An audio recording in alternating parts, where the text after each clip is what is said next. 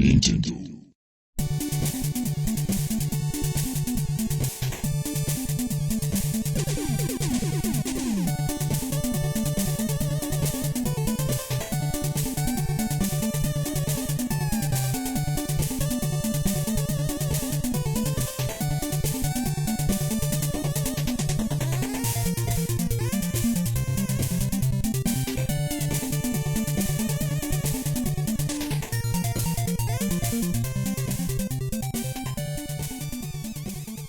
Welcome to the Deep Bass Podcast, where we take a hard look at the element that makes or breaks games, the music.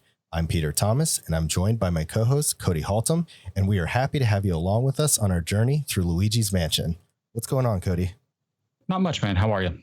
I'm good, man. I am halfway vaccinated and feel pretty okay about that. I'll be happy when it's all done.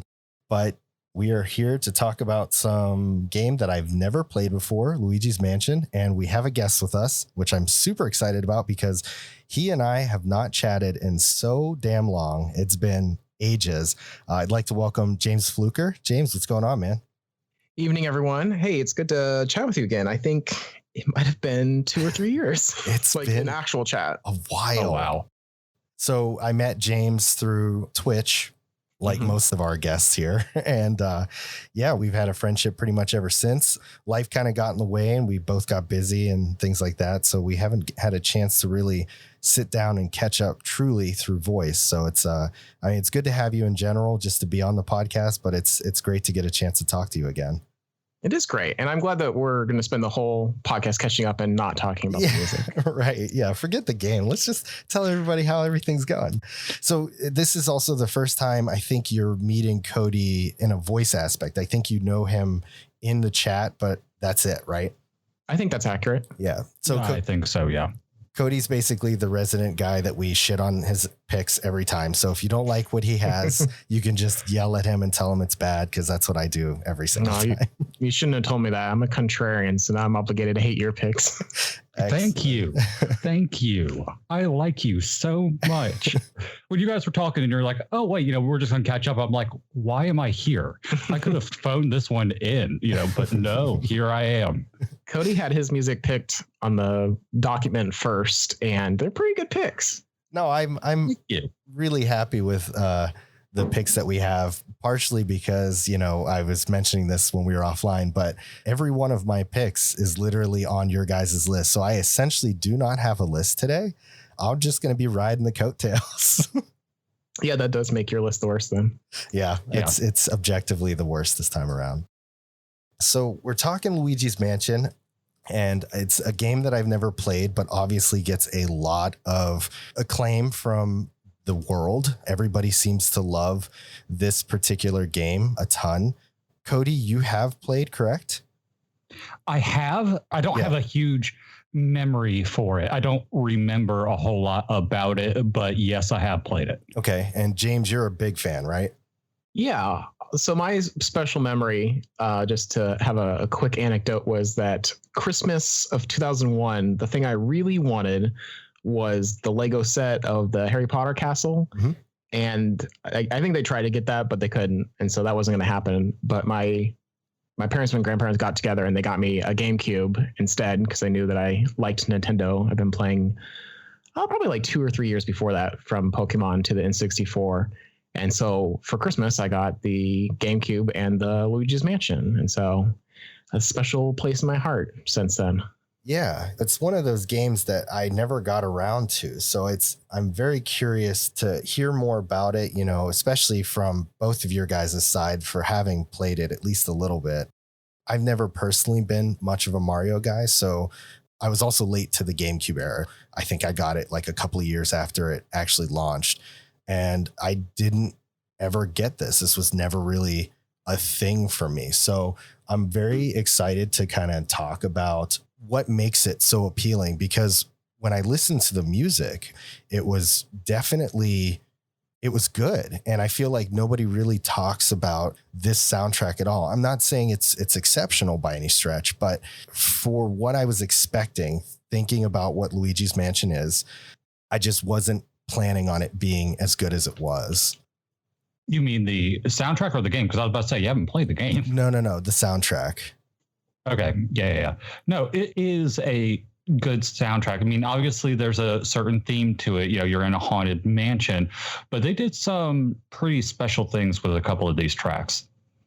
I think it's a really fun soundtrack because it has a couple repeating themes, but one thing that they really did that I felt makes different sections of the game and different tracks unique is using vastly different like instrumental sets and genres almost. That was something I noticed a lot when I was listening, was how many different instruments they used. And I think that's really kind of what makes this stand out and why it sounded so good. I mean, I finished listening to this, you know, got my list together and everything. And I thought about buying the 3DS remake just because I was like, I want to play it now. I want to see, you know, how this applies now to the game itself. You should.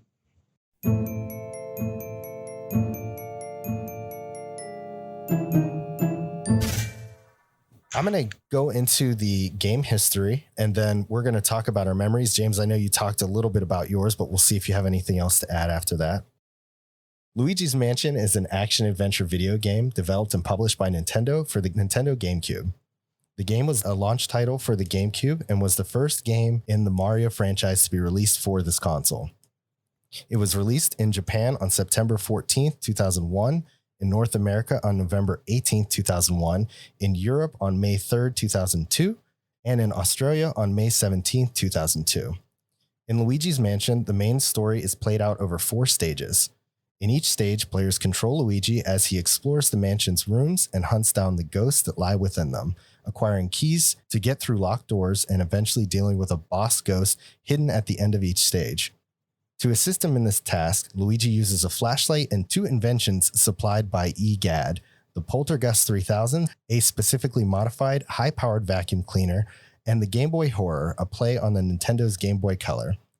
Luigi's Mansion's music was composed by Shinobu Tanaka and Kazumi Totaka, and as such contains Totaka's song, a song featured in almost every game that Totaka has composed.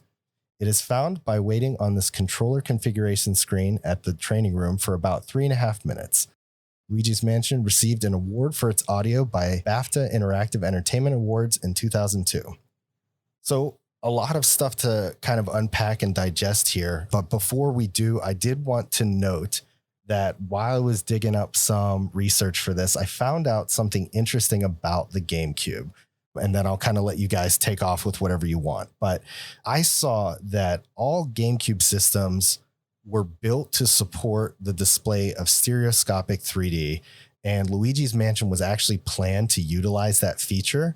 However, 3D televisions were not widespread at the time, and it was deemed that compatible displays would be too cost prohibitive for the consumer.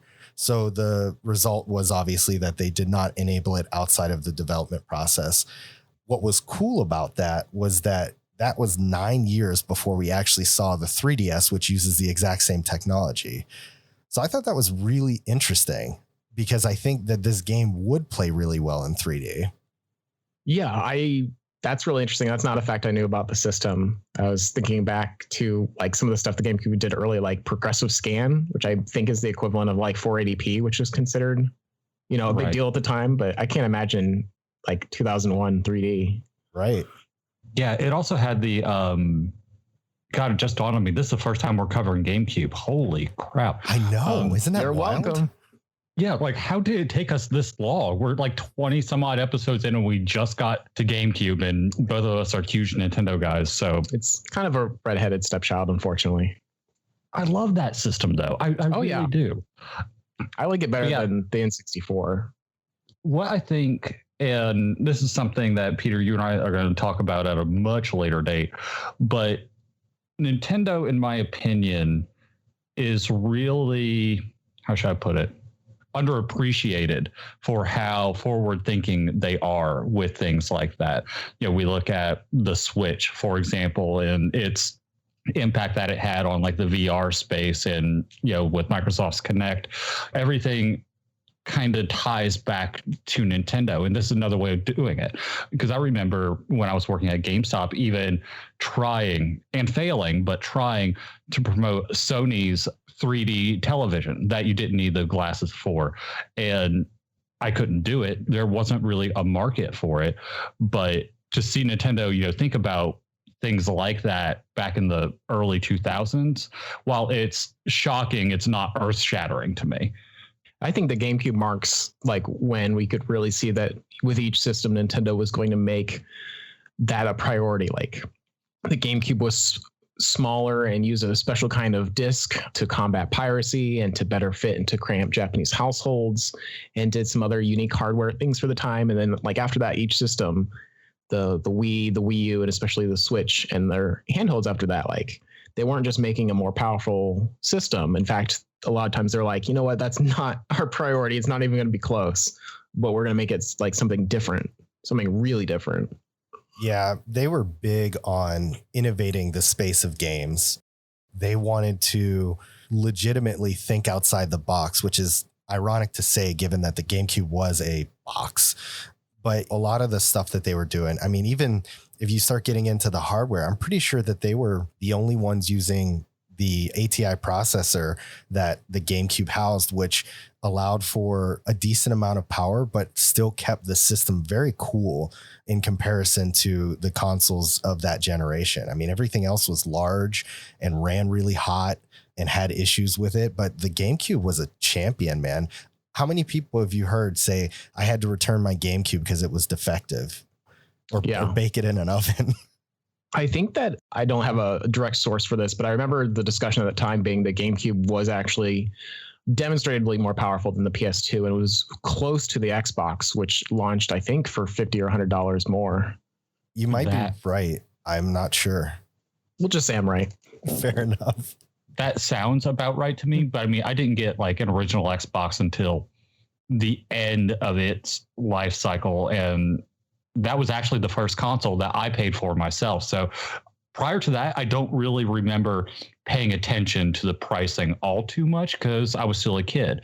But coming out of high school, going into college, becoming a young adult, that's when I really started paying attention to and remembering the pricing.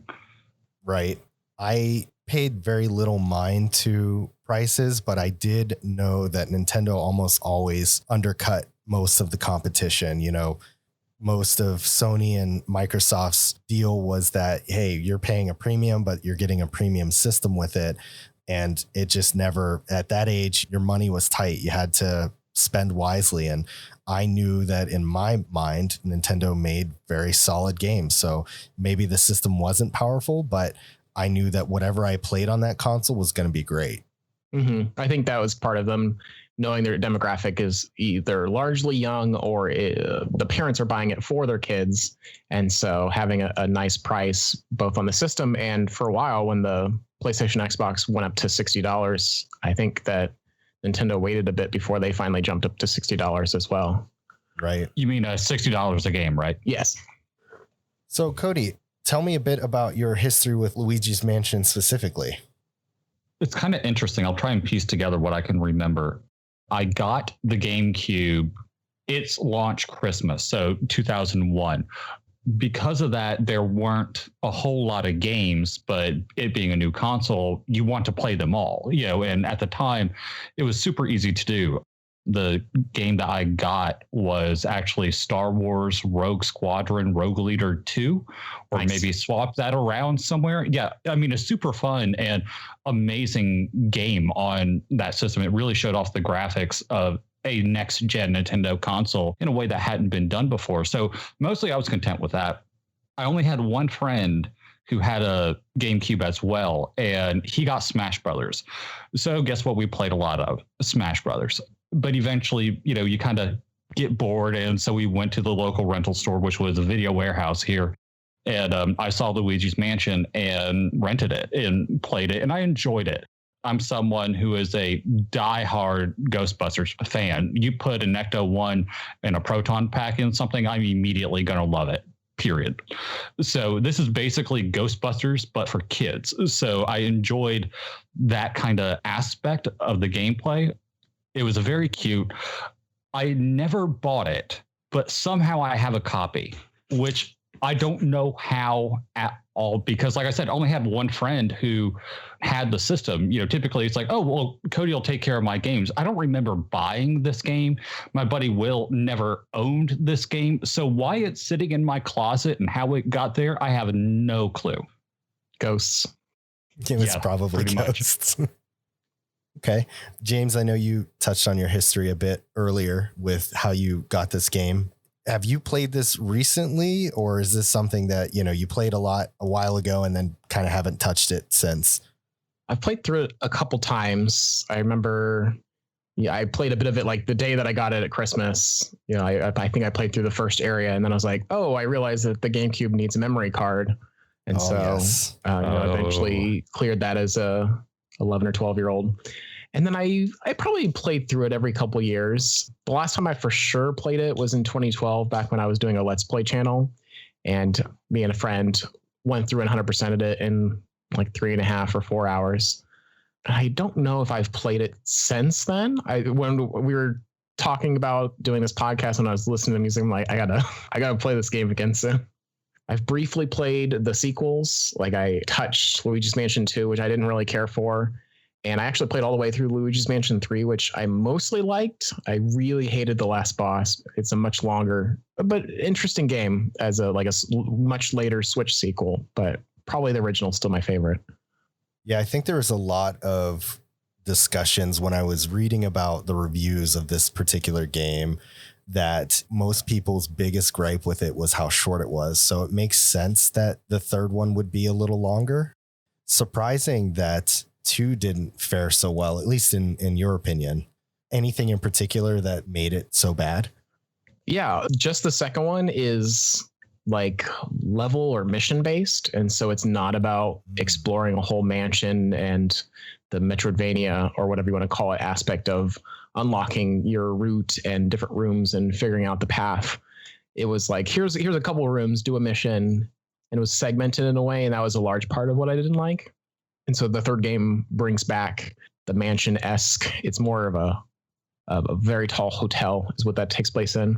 Gotcha. And so I think that was a big aspect of what I was coming to Luigi's Mansion for, because I just love I don't know if you could call it a genre or like just the camera perspective, but the like dollhouse effect of looking through one wall and following the protagonist through all that. The only other game series I can think of that does something similar is Little Nightmares. And I would love for more games to kind of explore that kind of interesting, almost isometric perspective. Right. For my background on this game, I have not played any of the Luigi's Mansions all the way through. I jokingly mentioned that the most experience I have with it is in Smash Brothers, knowing that Luigi's ultimate attack is that he pulls out the poltergust and sucks up his foes and then tries to shoot them off the stage. But back when it first came out and the GameCube was new, I did not have one, but there was a neighbor of mine who did have it, and we would go to his house and play around on, the various games that he had. But I know he had Luigi's Mansion, and I did get to play it a little bit that way.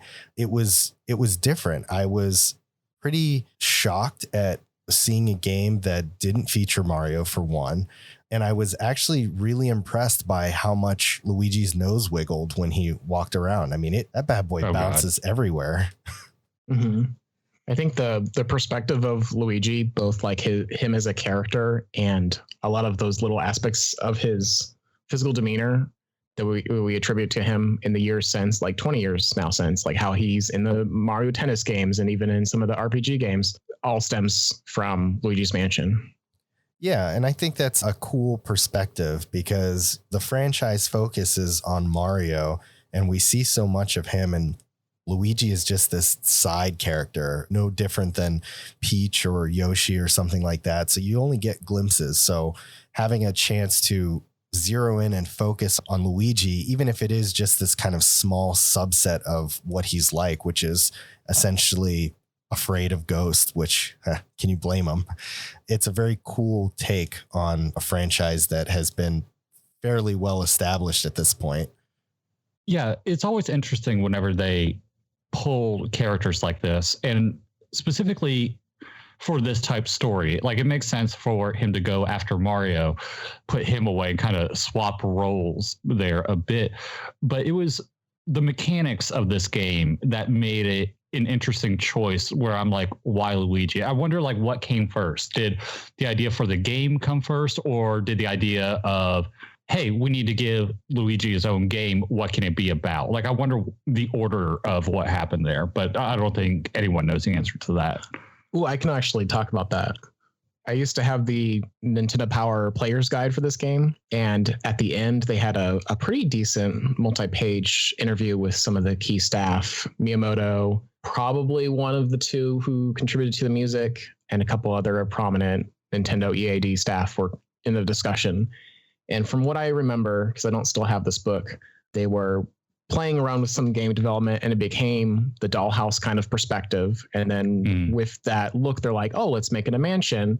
And with mansion is ghosts. And originally it was Mario, except, you know, Mario is supposed to be brave. He can't be scared. So like, let's put Luigi in. And it kind of organically developed from there. All of that makes sense. Okay, cool. Yeah, I really like that a lot. And it was a good fit. I think that, like you said, if Mario had been the hero of this, then he would not give that same lovable character vibe that Luigi gives. His face eternally frozen in kind of like a yeesh, face the whole time. Just wouldn't have worked the same way. I love it. They play him off as like, oh, he's being a real scaredy cat and he's being such a coward. But I remember, and I don't remember who the quote's from, but it was a similar time when I was a kid. I read the quote of like, being brave isn't about not being scared. It's about doing things when you are scared anyway. And so I always thought about like Luigi is terrified from the first room. Or actually, before that, walking up the hill that, still goes into the mansion, each room to find his brother. That's awesome. Yeah, he definitely doesn't want to be there at all.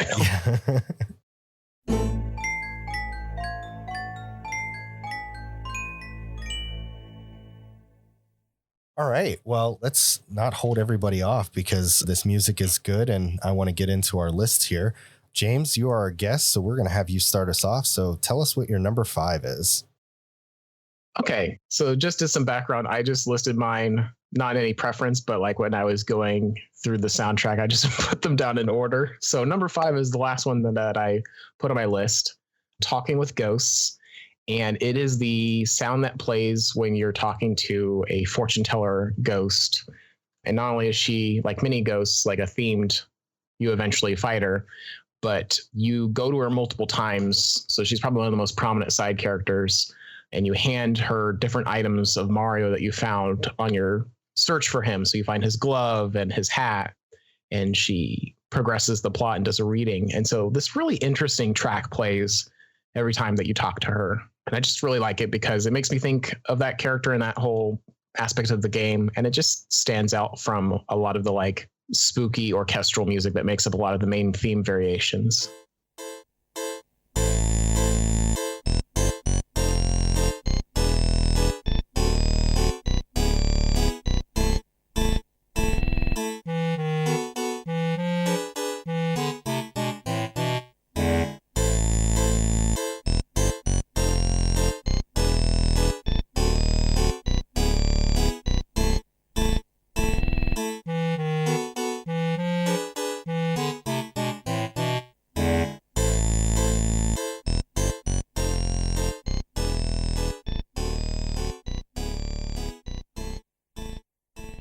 This track really screams Haunted Mansion. I mean, more than most of the others, and maybe even the main theme by comparison. But what's interesting is that I don't remember any of that. Like, I don't remember like finding Mario's hat. I don't remember a fortune teller, but it seems like that would be a real big plot device that I should remember. Maybe I just didn't care, but like you telling me that, like, I'm like, how do I not remember this? That's nuts to me. And to make it worse, I just watched an hour or so of a Let's Play on this, and I would have thought that she would have showed up by then, but I guess not. I want to say that she's in Area 3. That's so why. It's back half of the game for sure. Okay, and I might not have. I remember getting to Area 3 and then basically stopping. Mm-hmm. This track gave me a very classic black and white horror film vibe. I love the meaty, almost flatulent like bass tones that this song has. And I apologize that that's not a very technical description, but you know, I calls it like I hears it. Yeah, it's a real bassy synthesizer sounding beat to it, which is knowing the time period probably is MIDI based. Right. Coming into this fairly blind though, I fully expected the entire soundtrack to be mostly like this, but while this is a good track, I'm glad it wasn't just this way the whole way through. I think having a track or two like this definitely nods to the atmosphere plenty, but doesn't have to be overkill that you're in the spooky mansion and Luigi is scared of being there. And I enjoyed the nod here and there, but I'm glad that not all of them were like this, but it was a good track for sure. Something I need to point out here is in real life, I know people that listen to this podcast, and one of the things that they really give us props for is the terms that we use to describe what we're hearing. And I can't wait for them to hear this flatulence reference. I mean, can you blame me? I'm going to have to deal with that. No, I'm not blaming you because, I mean, it's accurate. I just didn't want to get flatulent on this podcast. Okay. Well, here we are, Cody. Yep. All right, sir. That's the last track that ends up being really in order, and this list just becomes pure chaos from this point. So, Cody, tell me what your number 4 is. Yeah, guys, this is going to be one of those episodes. My number 4 is Mansion Lit Room. Throughout most of the game, Luigi is literally a trembling mess. His shaky voice feebly calls out for his lost brother. That is, unless the lights are on. When the lights are on, there is a much slimmer chance of him being caught off guard by a ghost. As a result, Luigi is more calm and relaxed. Although he never speaks more than 10 words of dialogue, you can just tell he's more at ease because of this track. When the lights are on, he'll be roaming the halls of the mansion, whistling to himself just like this. While it's not a great track, it reminded me of this design decision, and I really appreciate how simple and well thought out this was.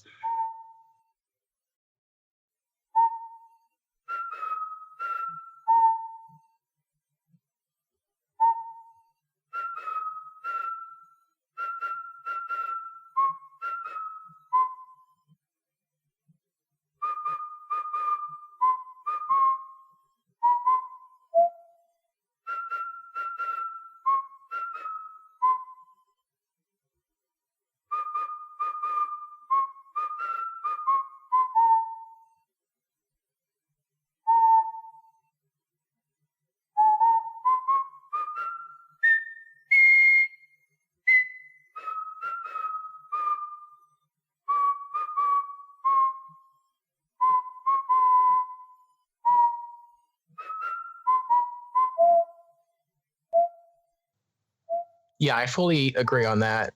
This discussion will probably come up later when we talk about the opposite, the dark rooms. But the lighter room, I thought that the touch for the music be like really subtle and calming, and he's happily and kind of optimistically whistling matches what they want the player to feel of like, it's okay to feel relief because 90% chance that there's not any more ghosts. Yeah, there wasn't a whole lot to this song, but in a way it really worked for it. Given that I had saw the lit and dark tracks, I had already assumed that there was a difference based on if the room was lit up or not. I did end up getting a chance to sit down and watch a little bit of a Let's Play to kind of see. And it looks like the room lights up, I guess, when you're finished exterminating all of the ghosts in the area. Is that mostly on par? Yes. Okay. And that's kind of like your sense of progression. Yeah.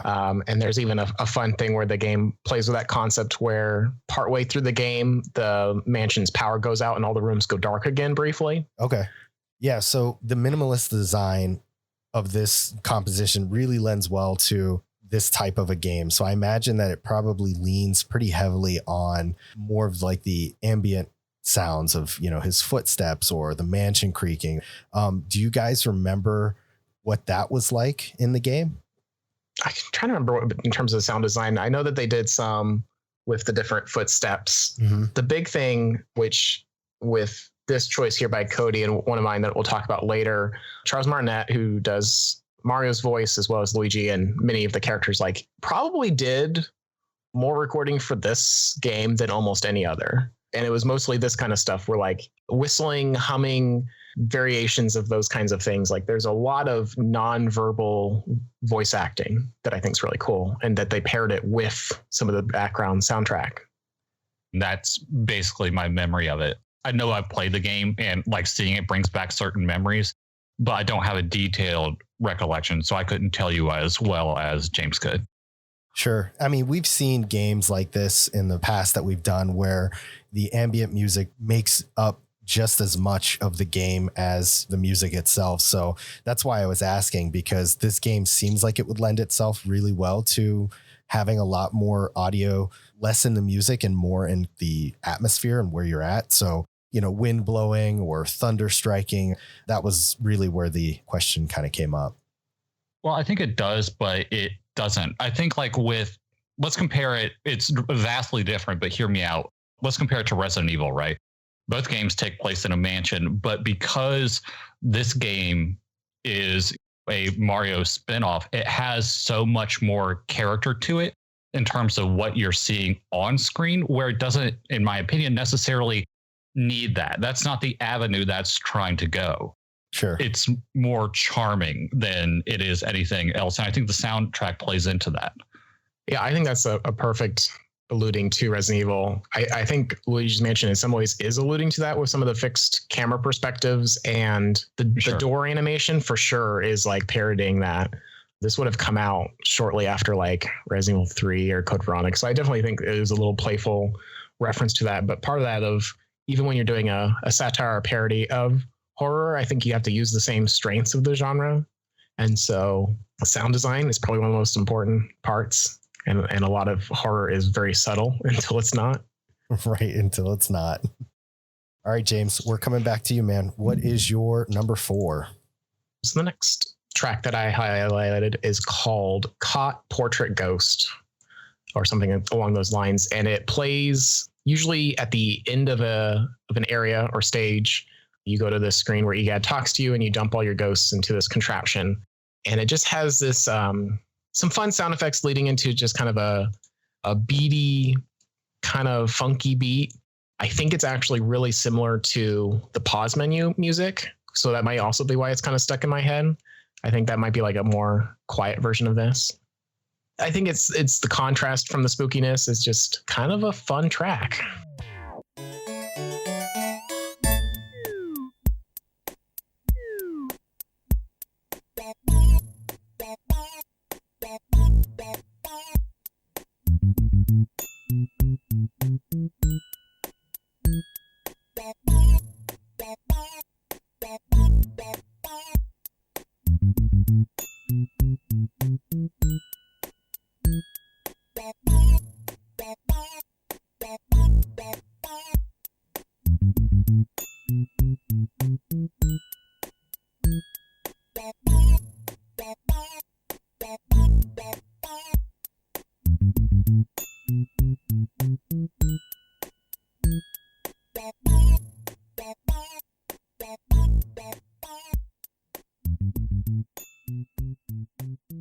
Something I didn't anticipate, even having played this game, was the amount of funk that is in the soundtrack, because it will beat you over the head with it, which, you know, it's a Mario game spinoff. But even like with that and its quote unquote horror setting, like we've been talking about, it doesn't deserve to have this much funk in it. I'm totally glad that it does, because it was a pleasant surprise.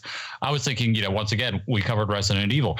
I don't want to listen to another Resident Evil for a bit, if ever. But Jesus, this track, hey, we'll get there. We will, but Halloween's coming up. We'll talk. All right. This one was so much more fun to listen to because of how diverse a lot of these tracks were. Yeah, when I talked about in your number 5, James, the traditional sound of that one, this track here is more like what made it so appealing to listen to. The funkiness of it is not something that you would expect to hear in a game like this. And so being caught off guard, it was in a very positive way. You would think that you hear something like this and you're like, oh God, this doesn't match with a horror themed game. But like we said before, this is Nintendo's spin on horror, so to speak. So it's meant to be more fun and playful. And I think that this track really does a good job of that. There were 3 tracks that kind of sat side by side with this one. And if I took my bias out of it, this was by far the best of the bunch. The reason I say I had to remove my bias is because the first of the songs that came in the 3 was called the Ghost Portrificationizer Room, which looked to be the song for like the room itself. And if you listen to it, it sounded oddly like the museum theme from Animal Crossing.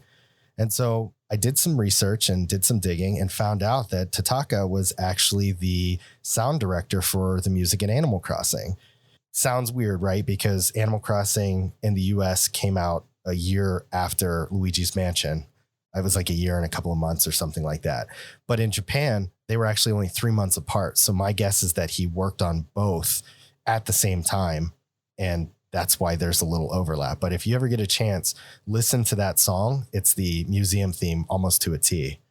Going right along with that fun fact, both Totaka and Nagata also credited on the music. Both of them worked on Animal Crossing and still do to this day. Like they're both credited on New Horizons even. Gotcha. Yeah, I only looked up the one, so I didn't realize the other did as well. Yeah, I looked them both up because I think most people are familiar with Koji Kondo, who's one of Nintendo's most well-known music staff. And so I know both of these people through their work, but not necessarily by their name. And so I wanted to look them up and I was like, oh yeah, no, you guys are responsible for like the other half of the games. Right. I know I was fully expecting to go into this thinking it was Kondo the whole time. And I was pleasantly surprised it was not. Yeah, I don't know that he made any original music for this one. Some of his classic themes are in there as some cameo music bits, but I might be wrong, but I don't know that there is any, which is why it's so funky. Another thing that I didn't know until I Wikipedia'd one of them, but common for Nintendo is like who voices the characters, and it's the staff of Nintendo.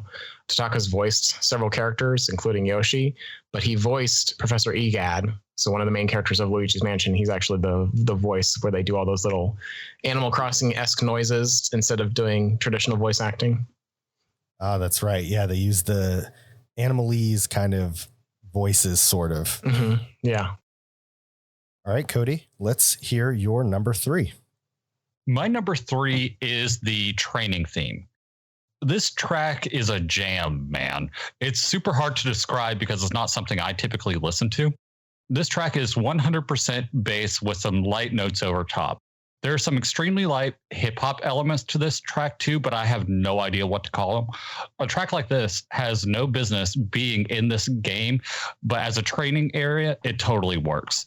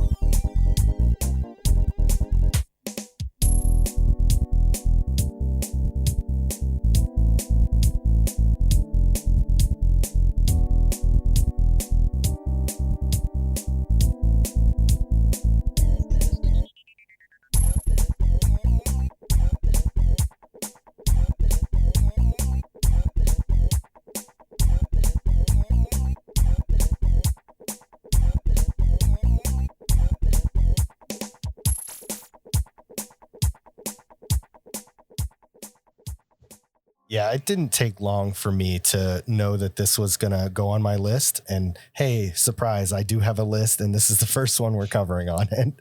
This also landed on my number 3. And when I saw it on your list, Cody, it kind of just really reaffirmed that it belonged there. The tempo to the song really makes you want to throw down a piece of cardboard and just start breakdancing. But being 33, almost 34, I will never do it for fear of breaking a hip or something.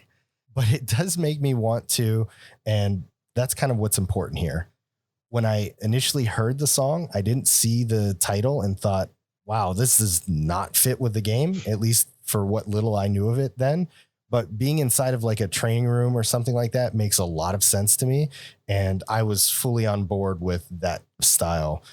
Cody, I know you've never played this, but I also got a little bit of F-Zero vibes here. I don't know, James, if you've played it. Do you hear that at all?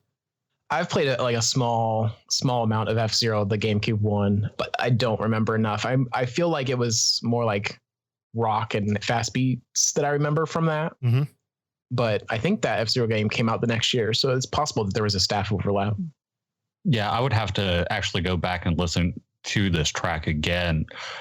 I mean, F-Zero, despite the fact that I haven't played it, we've all played Smash, or at least most people have played Smash. If you have, true statement. Yep. Like a Nintendo 64 onward, you've played Smash. Because they do pull such gems out of those games, like whenever they're deciding which tracks that they're going to include, you do get like an idea and a vibe of kind of what the game soundtrack kind of is. But yeah, when it's been brought up in the past, I couldn't speak to it intelligently enough. But yeah, I mean, I've heard the music before. I like this track. It's such a weird one. It comes after like the intro segment. Like you haven't even finished area 1. It was just like the concept of we're going to go get the ghosts, and then Professor Egad rescues you. And so going from like the scary or creepy, like fast beats, because that's in the mansion and the risk is high. This is like just such an oddball, fast paced beat that like kind of shows the safety of the training room, which is separate from the mansion. So I kind of liked that aspect of it, of like, yeah, no, it's okay to just like let loose and figure the game out. It's just another like subtle thing. I think that Nintendo's sound design is really good for both like within the universe as well as like for the mood for the player. I think that's a really good point, is to note that this training room is not something that you find later to mess around in. You're forced to go there fairly early. And so you hear what you're going to expect with these weird, funky, like Cody was saying, kind of hip hop-ish vibes fairly early. So the player knows that this is not going to be your standard, like horror-esque music. Yeah, like you could potentially get to this track like 5 minutes into the game. All right, James, what is your number 3? So there's a number of songs that are called like Mansion something. And I think most of them are like the same theme, or same variation, but they sound a little different based on where you're at or what's going on. But Mansion Exterior, which only plays in a couple areas because most of the games in the mansion, is, I think the first time you play it is in area 2 when you finally go outside, and there's a outside area with like a fountain or a statue or something. And it's just got this nice melodic start to it. And even though I think the first time you play it, it's still in the dark, like it's actually pretty calming. And I don't know, it's like a respite of sorts, of like, would you having a break from the oppressiveness of the mansion, but not free from his adventure.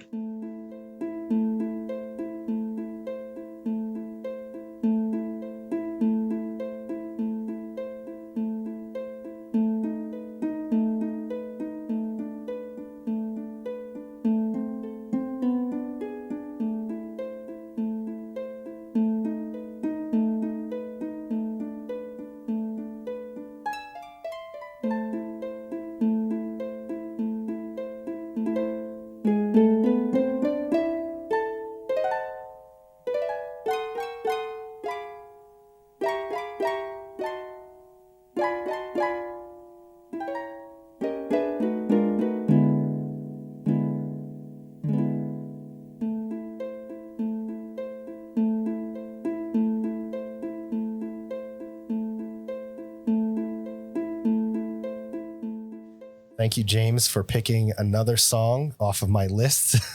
So, I mean, I picked it first. So. Yeah, you did. You did. Before I get into a little bit about this, I need to check with you guys. Game of Thrones spoilers. Are you guys cool with it?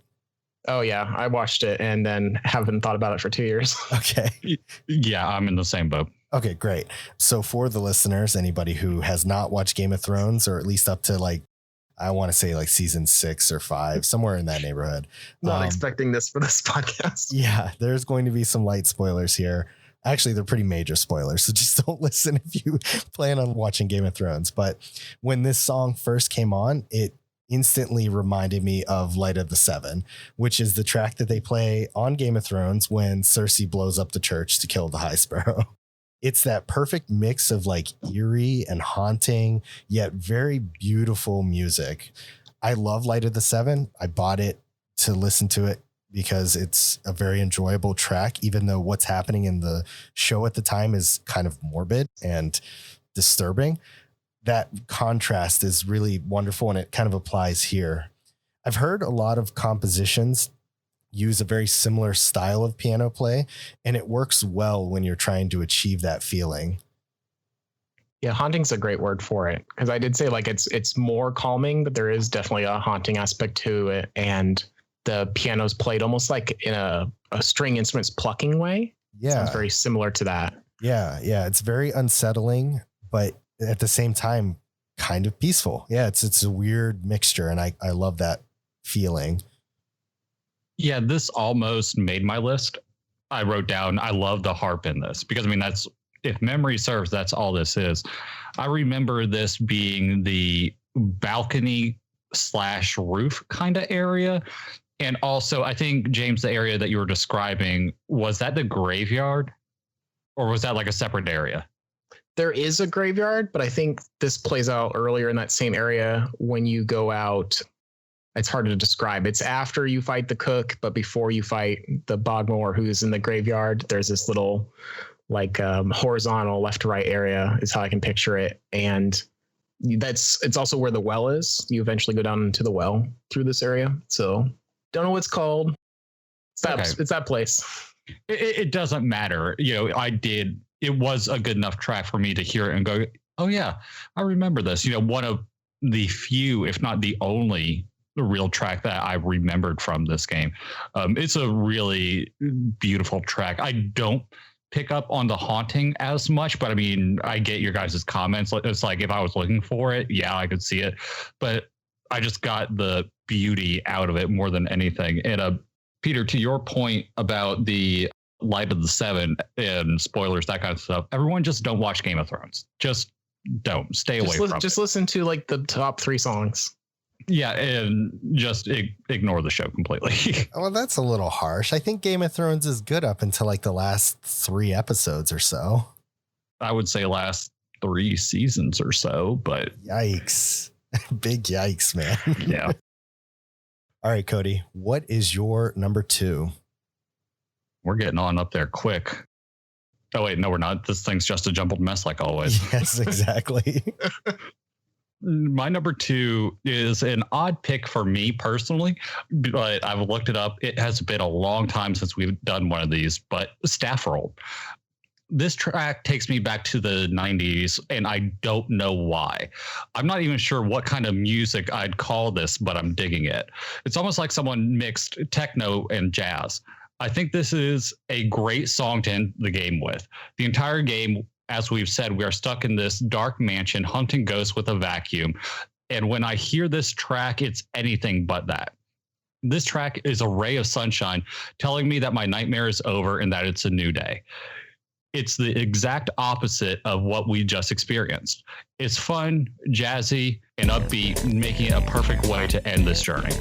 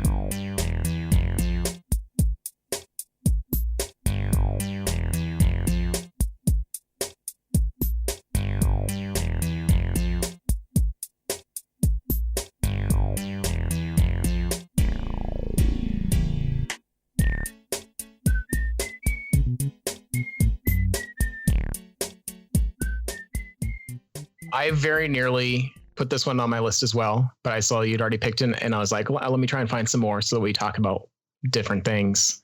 You could have picked it and it would have been okay. Yeah. I wouldn't have been mad about it. Oh, I didn't want to be like Peter. Oh, thank you. Come on, I man. applaud it. I respect your attitude towards this. Go on. The two things I love about the song, one is that it really reminds me of movie credits. There's a lot of movies, especially like in the 90s, the credits would be so long, you'd have like multiple songs, and a lot of times they'd be very different feels. Like you'd have the serious one first and then kind of another one that might be more goofy. And this one has that to a degree. Like it has a remix of one of the main themes, and then it kind of goes through some different stylings, and even a part where Luigi's voice lines are going off in sync to the music, which kind of makes me think of like it almost has a rap feel to it for a second. It makes me think of movie credits that have like a rap version. And the general theme, like you said, is so lighthearted. It makes me think of those movies that have like bloopers or extra cuts rolling with the credits. And so, yeah, it's just a really fun compilation of both the music and the different feelings that the player's gone through throughout the game. I was just thinking that this wouldn't be a true episode of the Deep Base podcast if we hadn't put a staff roll or credits on the list. Yeah. I definitely got those strong 90s vibes from the track as well. And my only guess as to why you might have felt that way is because it does sound like it came from like a boy band from the 90s pop group or something like that. I love boy bands from the 90s. Yeah, I mean, nothing wrong with it. I'm just making a reference, I guess, to why the vibe was there. But what I'm really surprised about from both of you guys not mentioning was the quick little nod to the underground theme from Super Mario Brothers they threw in the middle of it. The 1-2 theme. Yeah. Yeah, that was in my notes for this, but that's not what I took away from it. Like I appreciated it being in there, but that's not what hit me first when I listened to this. I was, writing my notes, and then that came on. I was like, oh, well, I appreciate that it did that. But I mean, after that little segment, it goes right back to being, what we're talking about here now. Yeah. I mean, the Super Mario Brother games are notorious for doing that, where they place old school tracks in their newer games. It's kind of like an homage to where they started.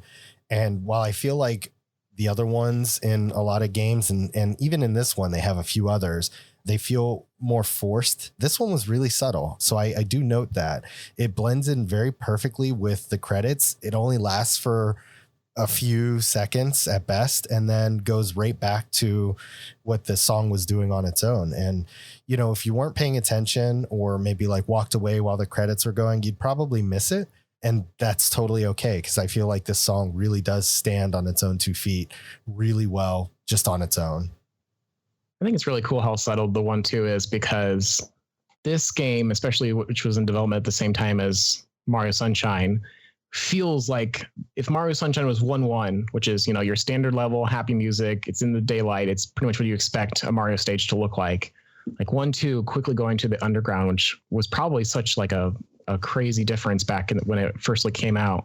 I feel like Luigi's Mansion in general is the 1-2 of that dev cycle. And so that is brilliant.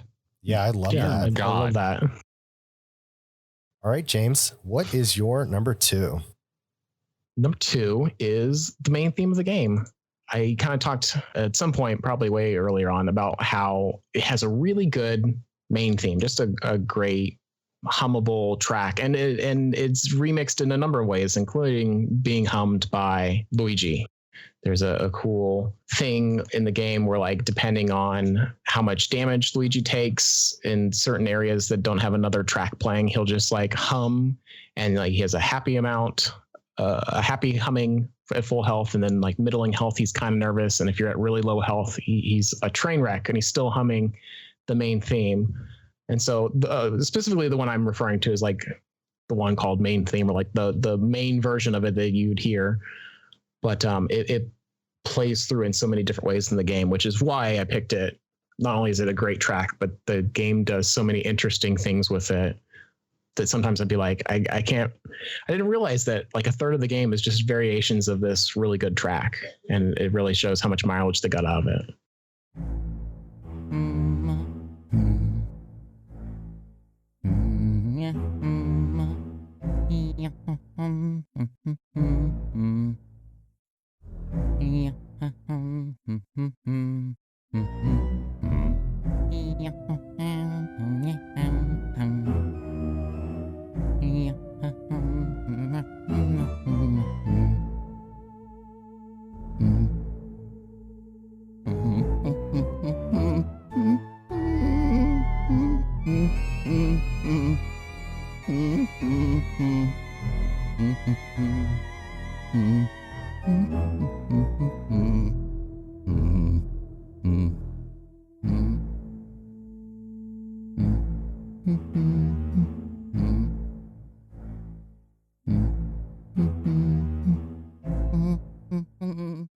Yeah, that's something that I've noticed since episode 1, when we did Final Fantasy, when we were talking about it.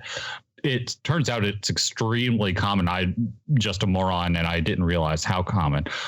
I do like this track, like we were saying, this is kind of the counterbalance to my number 4 being, Mansion Lit Room. This is the complete opposite. So I'm glad that this is on the list because people will be able to hear what Luigi is like both ways, either in the dark or when the room is lit. Something to note about the soundtrack version of this is you brought up, the more damage that Luigi's taken, the more terrified he is. And throughout the track, you hear him going from being okay to being utterly terrified at the end of the track. So I think it's interesting, and I'm very thankful, I'm not complaining, that they put this all in one track and not breaking it up into 3 where it's like, oh, Luigi at half health, Luigi nearly dead. I've listened to soundtracks now where they've done that kind of thing, and I've always complained about it. So to have it all done in one track, I really enjoyed. I don't know if this uses the same technology, but it reminds me of a game I'm playing right now, Devil May Cry 5, which I believe has an audio programming to it where like the better you play, the more of the music that you hear. So like you get like a bass version of it if you're doing okay, because it has a grading scale of your combos. And then like if you get to S rank or whatever it is, like that's when the vocals kick in and you hear the full best version of the song. So that's what makes me think of, even though I don't know that Luigi's Mansion at its time was actually sourcing or jumping between multiple tracks. It was just like, when you're in this room, this area, this is the one set for you. But I do love that idea of musical variation or theme variation based on game criteria. This track did end up on my list as well. This was my number 5, and it was tough to put it that low because there is a lot that I really love about it. One of the things that I noted was that I think back to when I was younger and entering like a room that was scary or something like that. I did this. Like I would sing to myself out loud to kind of like shake the nerves and stuff. Did you guys ever do that before? Yeah. Yeah. So I've probably done that in the last year or 2. Yeah. Yeah. It's a very common, like very human thing to do. And I think that by doing that, you've granted Luigi less of this, oh, he's just a character on a television screen, to being like, oh, Luigi might be a real person somewhere out there, But I love that the lower your health is, like the more scared he is when he's humming. It is like a noticeable difference between like a happy but kind of tentative hum or whatever he's doing to like a very wavering, like, oh my gosh, I'm close to having a heart attack through all this anxiety that I'm building up. And that's really how I kind of took it, was like his health is not actually like physical health, but it's more like his anxiety. And so the lower that number is, like the more his anxiety is just going to be like a full blown panic attack. Luigi just needs to go play Celeste. That's all. Yes. That's exactly what needs to happen. Yeah, it definitely feels that way. Like even though he's taking damage and like damage could be getting hit or whatever, like it definitely feels more like a fainting meter. Yeah, and we see something similar in shooters a lot where it kind of gets to that gray area where it's like, oh wait, I'm being hit with gunfire, and I've heard developers say, no, it just means you're getting close to being hit. And I'm just like, I don't like that as an idea. You're either taking damage or you're not. But from a anxiety standpoint and from how scared you are and using that as, your health mechanic in this game, I think that was a great choice. Yeah, I mean, I can't speak knowledgeably to say that that's truly what they were aiming for, but that was definitely what I took away from it for sure. No, and I think you're right. All right, James, we are at your number one. We're getting me out of the way early. And like I said at the beginning, these were more in order of just like me going through chronologically through the OST, but I do really like this one. So my number one is Professor Egad, or Egad's Lab. It's the one that plays in his lab or during certain scenes when Professor Egad shows up on screen. And it is a remix of the main theme. It's like a really funky with a big, I don't know if I call it bass, but like there's a heavy beat. The beats are just like really emphasized, and it's just really catchy. I think it really is successful at taking the original theme that can be done in so many different ways, including spooky and chilly, and makes this one just a jam. And so this is probably, if I'm humming or thinking of the song to myself, this is probably the most fun version, which is the one that I think of. So I really like this remix of it.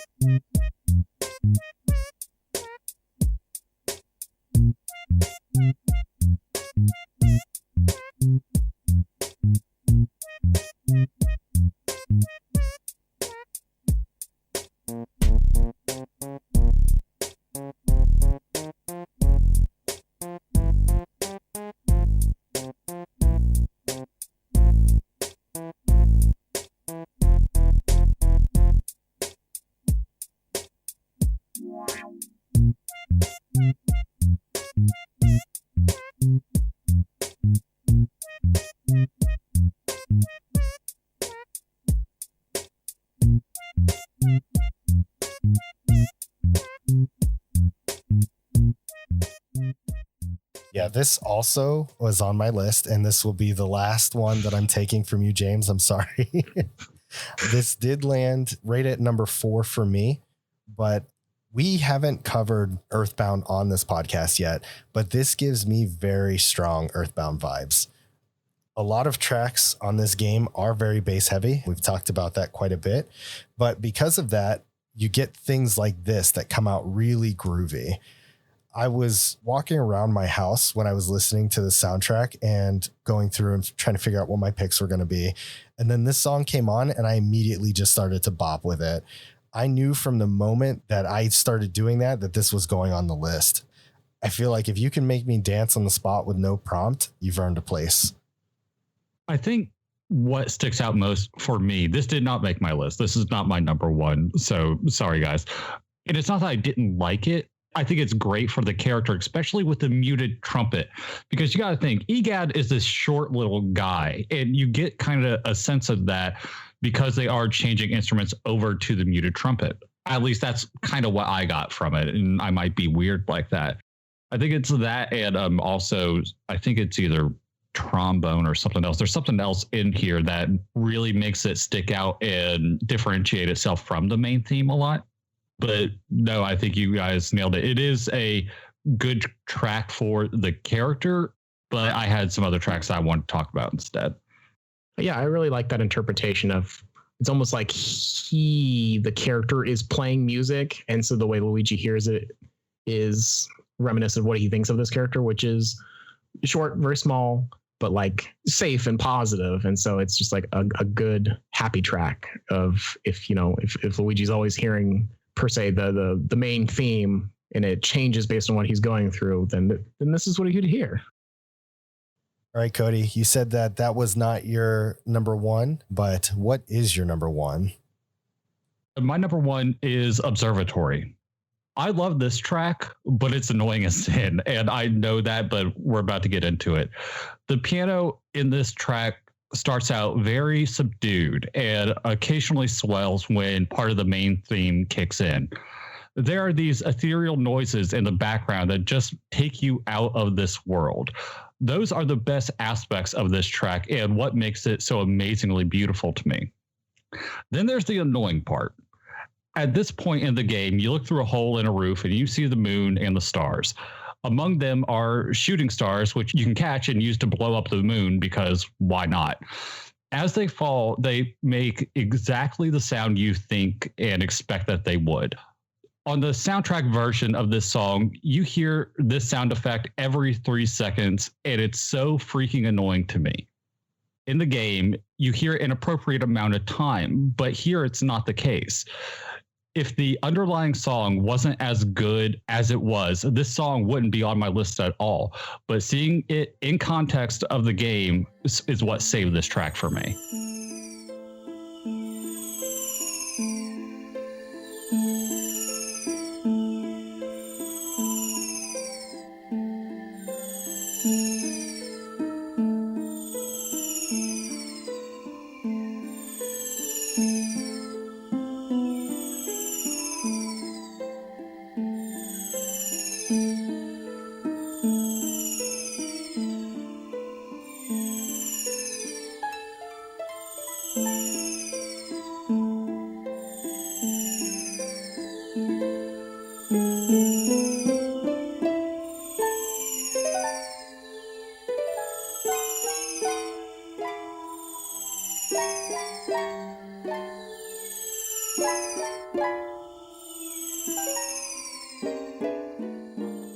So I have one really nice thing to say about this song and one mean thing to say about it. Go ahead, give me both. So the nice thing is that the moment that this plays at is such a cool part of the game where like it almost like breaks its own rules and it's like whatever about the mansion. Like let's use this telescope and like blow up the moon, and you walk through this ethereal like moonlit path to get an item, and it's just really cool. There's not really another part of the game like it, and this nice track plays leading up to that event, and I think pretty much the whole room. The main thing is that it is basically just the mansion exterior song. I was re-listening just now, and I think it's almost exactly that song, but with the annoying sound effect played over it. If it's the exact, well, no, I think it is. They are really, really, really similar. And like I said, that one almost made my list, but it was kind of the ethereal notes that are in this one that kind of made me pull it a little bit more and like it a little bit more. Mm-hmm. I think it's the same instrument. I think it might be mixed differently. That could be it. I know it's the same instrument. That's my guess. I know it's the same instrument, but when it comes to the mixing, probably. Yeah, but definitely, I think carries that feeling. Yeah. No, I get what you're saying, and I completely agree. Normally, this would have been on my list guaranteed. It's beautiful, serene, and the sound of it fits the name and location I'd expect this to be in. But I mean, I'm with you on all points of this, Cody. I mean, it sounds heavenly, almost celestial even, but whoever's bright idea it was to put that shooting star sound in there every few seconds needs shot, hands down. Thank you. How are you supposed to know? You know, I didn't know if it was official or what the heck was going on here. So I pulled up a bunch of versions, including the list that you had listened to, James, just to see if it's on every single one. So my guess is that that's actually how they have it on, like, if there was an official OST ever made for this that you could buy on like an album, you would get that exact same thing as well. Exactly. And man, that's tough because it would have made my list hands down. I could not stand listening to that every 3 seconds. I wanted to love this, and I do, but I want to be right about it. Like we had been saying, a full Let's Play is like 3.5 to 4 hours, right? I had to go through and try to figure out where the hell this was, which that took way longer than I want to admit. But I saw one guy, and the shooting star falls, and as soon as you catch it with the vacuum and you're holding on to it, no more of them fall, and you can just hear the track. So I just wanted to make sure that this was a severely flawed mixing decision, and that in the game that it was actually 2 separate tracks that kind of played over each other. You guys kind of pick up what I'm saying here? Yeah, I think so. I think this brings up an interesting thing. I don't know if you guys have had to talk about this before, of when they make an OST version, the soundtrack version of the game's sound files, like sometimes the soundtrack version's worse because it's trying to convey something, or they've thrown multiple things together that wouldn't play out this way in the game. Like sometimes you have to just listen to it directly through the game. We have seen something like that, but it's always been in a positive light. And the first thing I think of is Donkey Kong Country 2. We talked about in that episode, Hothead Bob, where they have bubbling lava sounds in the background, and it's always worked. So this is the first time where they've added the sound effects into the track, and it's actually done it a disservice. It made it a struggle, but it is what it is. Of all of the ones that I wanted us to talk about, this is obviously one of them, and I do stand by it and I do enjoy it. But that's why I wanted to kind of bring it up too, because it is flawed. You know, we talk about OSTs, you know, do we focus on what's on the OST or the actual game? And I think that's subjective, you know, and how we kind of take it and interpret it. So this was a interesting and controversial take, and I will stand by it. People, you can hate me for this one, I'll let you. But it was an interesting conversation to have about it, because it's rare that we've seen a game mess it up this badly, particularly Nintendo of all people. I'm just happy to be able to talk about like this moment of the game too, because it's just really cool. This is where you get one of Mario's items, Mario's star. So yes, and it just looks really good. That. All right, Peter, let me introduce you for once. What is your number one? The reason I'm saying that this is going to be my pick instead of yours, because it falls so low on your list, but my number one pick is Game Boy Horror. I feel like I'm getting to be a little predictable on this podcast, and I kind of hate it, but at least I didn't put one of the remix versions of the Super Mario Brothers themes on here. Once again, as my top song, I opt for something that's more retro sounding than the rest. But honestly, can you blame me when you listen to this? Low key best song on the album. This is such a funky vibe using some chiptune sets that they have, which are most certainly not from the Game Boy, but it just slaps so hard. This song alone is the one that makes me want to play this game, because I need to know how they incorporated this into what ultimately fit the bill of being a spooky but in a playful way soundtrack. My only real question is, how did this land so low on your list, Cody?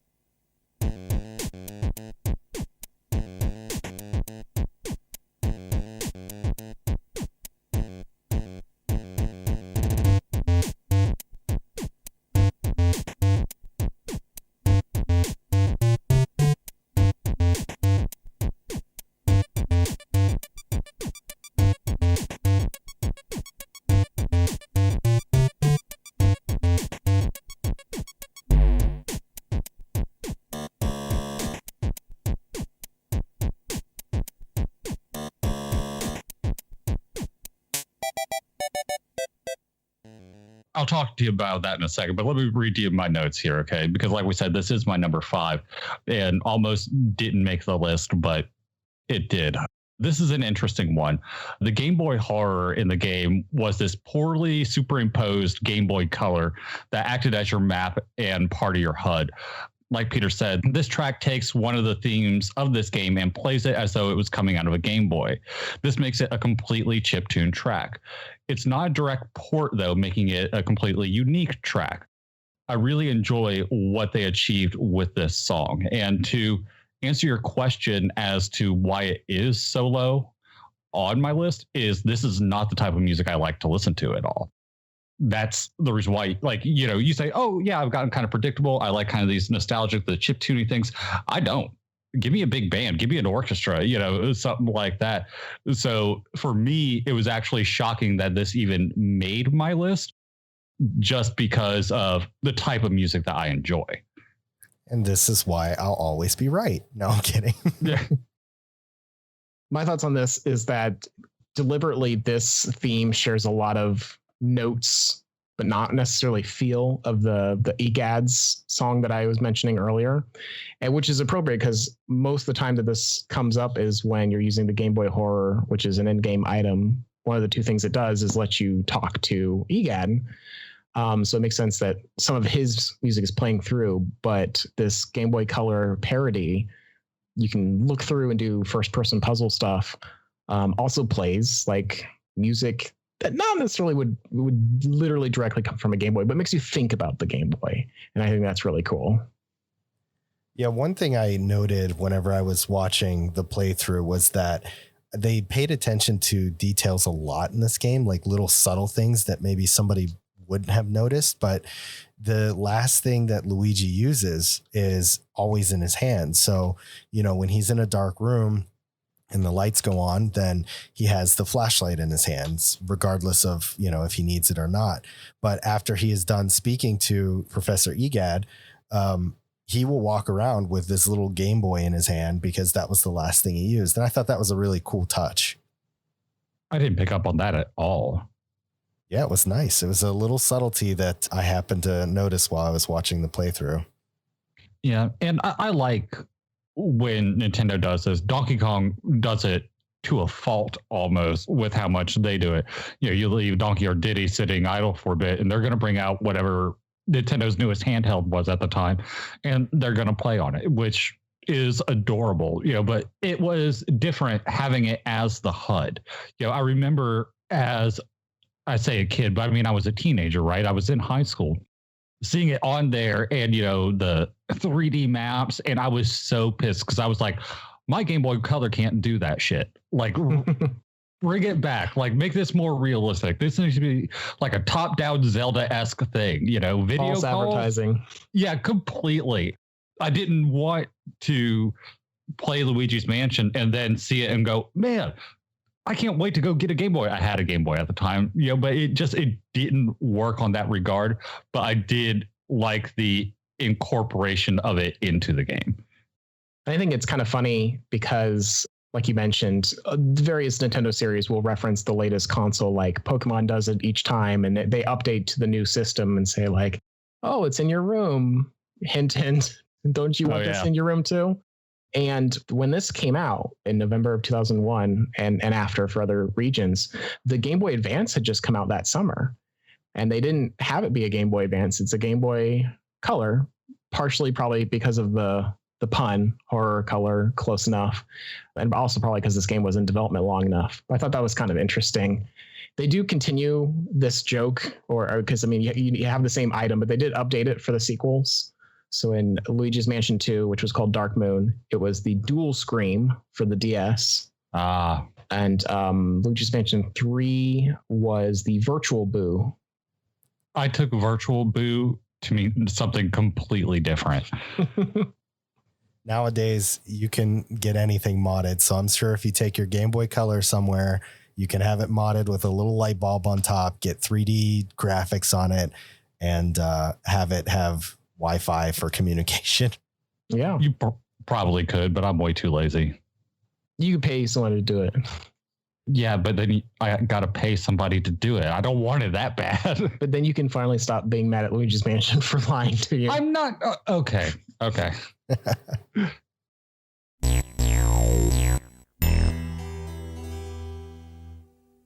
right, guys. Well, we've made it through our list. I'm excited. I hope that everybody enjoyed the tracks. Any final thoughts to really sell people on this? James, we'll start with you. Besides the music, which we've talked at great length about, and I think is definitely one of the game's strengths, especially for its time, it was really something different. And some people were kind of upset that, the GameCube launched not with a traditional Mario, but with this very deliberately different thing. But it did so many interesting things. They rendered dust. They had all these different dust animations, a pretty good lighting engine for its time.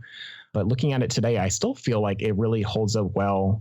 It has a great pace to it. I actually like that it's a shorter game. I'm kind of getting to that point where I need games to either be like kind of short, like 5 to 15 hours, or like really long and nothing in between.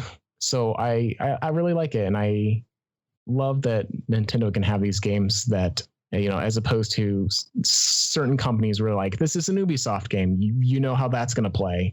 And even to a degree, like entire genres feel the same.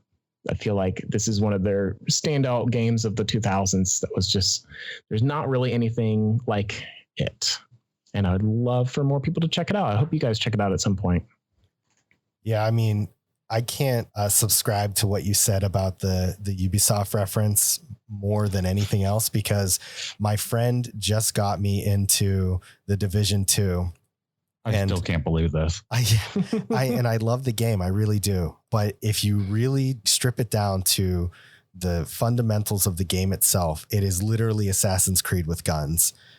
Yep. So I can't vouch for what you're saying there enough. One of the things that I mentioned it during the soundtrack list that we went through is that they do have a few nods to some of the older games.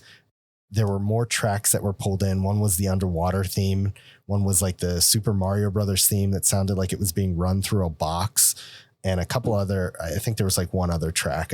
The Super Mario Brothers 3 athletic theme. The tracks were really small and simple, like maybe no more than 15 seconds or so. What part of the game was that you would hear those things? Okay, that one I can actually tell you, or at least through part of it. In the game, and James, correct me whenever I'm wrong on this. In the game, there is a pianist who you eventually have to fight, but you go up to her, and I forget what triggers it, but I think it's like a trivia thing where like she'll play a clip from one of these tracks, and she'll ask you like which one it is. I think you get something or don't get something depending on, you know, how you answer it correctly or incorrectly. Am I in the ballpark?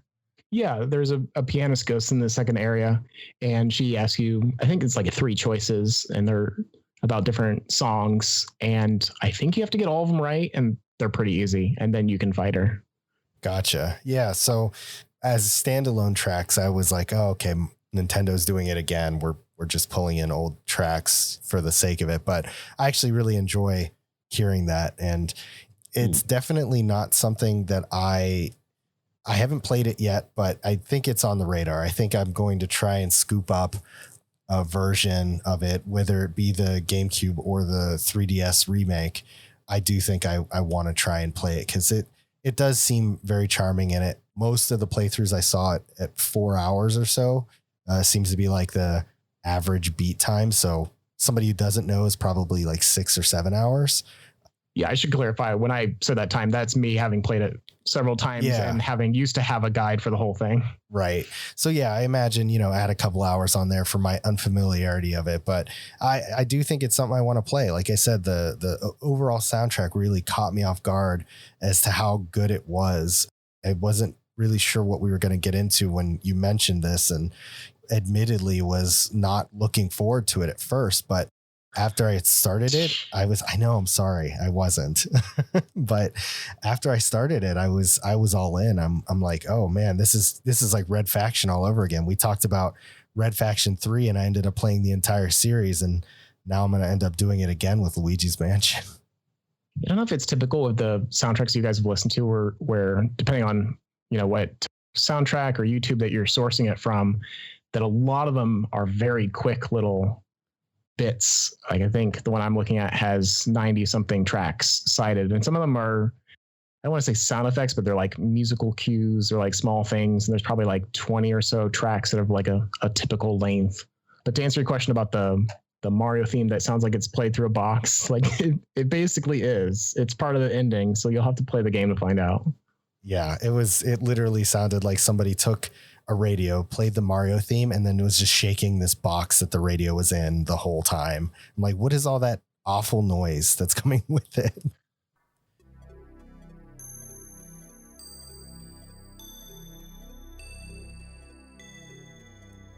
All right, so we're going to go into our question of the episode, which we just crafted on the fly, thanks to James's quick thinking. So thanks for that, James. Yeah. The question we're going to ask this episode is very much similar to how we've talked about this, specifically for me. What games have had soundtracks that you expected to sound one way, but after playing the game or listening to the soundtrack separately, just completely took you off guard and sounded differently? For me, obviously, my answer here is Luigi's Mansion. I went into this thinking that this was going to be either a very standard Mario type soundtrack or that it was going to be very horror-esque a la Resident Evil. And it didn't. It had a lot of different groovy and funky vibes that I was not anticipating, and got me to the point where I was like, yeah, I'm kind of sort of interested in trying this game, but not really, because I don't really care for Mario games that much, to, yeah, I mean, I'm looking for ways to acquire this game as we speak and am going to give this a shot. So James, we'll start with you. What soundtrack has caught you off guard in the past? My answer would be one that like now I think a lot of people are more aware of, but like back when I started with Persona 3, I think at the time it was very standard for JRPGs to have soundtracks that were mostly, you know, epic, orchestral, or sad piano music, and that's good. And some of my favorite games, including Final Fantasy X, are basically that. But when that came out, especially with its dark themes and imagery, it paired it with like a bunch of happy, upbeat J-pop, a lot of vocals that just sound like off the radio that are pretty good music. And so I think that a lot of games, including its sequels, like kind of doubled down on that, and it's much more common now. But at the time, like that was pretty surprising. Yeah, that's a really good pick. I hadn't thought about that because Persona specifically 3, when it finally made it stateside, was so new to me. I don't even think I knew that it was like a traditional JRPG in that sense. I was just like, oh, this looks pretty cool. Let's pick this up. So I was just blown away by all aspects of that game. Copy and paste, but replace 3, but with 5. Because I mean, before doing this podcast, as people know, I didn't really listen to video game soundtracks, at least not outside of the game. So going into Persona, whenever we had talked about doing it, I didn't know what to expect. You know, I was kind of like James. I know JRPGs, you know, I've played enough of them to kind of know what to expect. And then just the introduction, the loading music just kind of starts up. And I was like, wait, what? Because it's not something that you would expect, especially me. So yeah, it's almost a direct copy and paste. I will say it once and I'll say it again every time we talk about Persona music, that Shoji Meguro is a god. Yep. Give me more of that. Yes, all of that, please. Pour it on my body. Give me the good parts. The rest of it, no. You know what, Cody? Yeah, you don't count. If you want to answer the question of the episode, you can reach out to us on Twitter at Deep Base Podcast, or you can join our Discord where everybody loves Cody more than me. And I feel like they're going to do the same thing with this episode, but you can find our Discord at discord.deepbasepodcast.com. And with that, we are going to wrap up this episode. James, I really appreciate your time. I know we're kind of cutting it close to your time here, so I appreciate you sticking it out and just being here. It was a pleasure getting to talk to you again, but I really am glad that you not only were able to join us, but introduced us to quite an amazing, or me rather, to quite an amazing soundtrack. I'm really thrilled we went through this. Thanks very much for having me. I really enjoyed it. And especially, and it took me a moment when you originally asked, like, what do I want to talk about? But I'm so happy that this was the one that we got to cover. If you want to hear more of my good thoughts or bad thoughts, I'm on Twitter as @ElbowRocket, where the O's are zeros. Nice. Yeah, you got me beat there. I was going to ask, where can people talk more about Luigi's Mansion or other games? So yeah, go find him on Twitter, chat him up, tell him how much you enjoyed the music and that it caught you off guard too. And hopefully we'll get you into the Discord so you can chat with us there as well. Yes. You know, one of the 37,000 that we talked about before. And Cody, as always, thank you so much for co-hosting this podcast with me. Always appreciate your thoughts, even though I talk shit on you constantly. I actually feel bad because you really got shit on this episode. This is a rough one for me. Well, I'm sorry, man. If he didn't want to get shit on, he should have brought his own list. I should have. And with that, we are out of here. Thank you so much for listening to another episode, and we will see you in 2 weeks for the next one. Take care, guys. Bye. Bye.